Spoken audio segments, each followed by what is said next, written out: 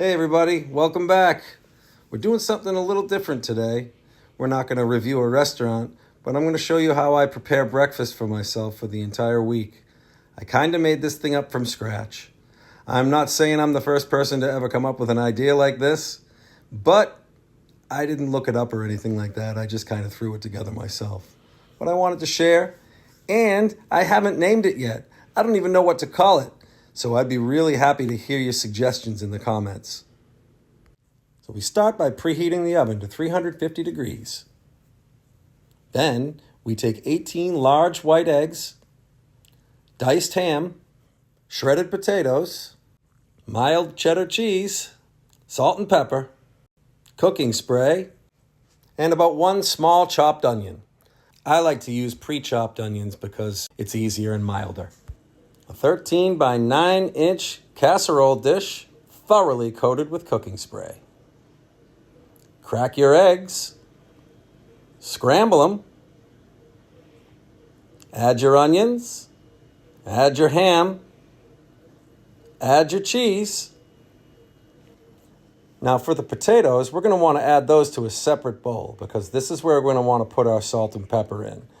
The potatoes are wet and they'll absorb that salt and pepper and hold that flavor a little more and give you less of a reason to need to add salt and pepper afterwards. Add the potatoes to everything else.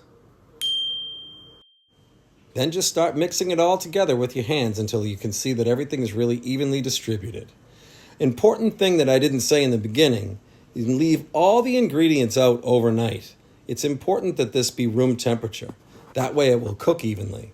If you try to cook this with cold eggs and cold ingredients, the outer edges in the casserole dish will burn and the middle will be a soupy, gross mess. And nobody wants that.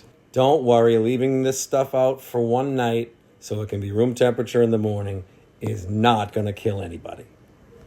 Now it's time to pour the whole mixture into the casserole dish. I like to make sure that it's evenly distributed in here, so I just use my hands to push it out and make sure that the top is flat. Sometimes I push some of the ham down into the body of it as well, so it's not cooking and floating on the top. Let's just get this thing in the oven now. Take note of the time, because we're going to check on it in 45 minutes. Who's that handsome guy?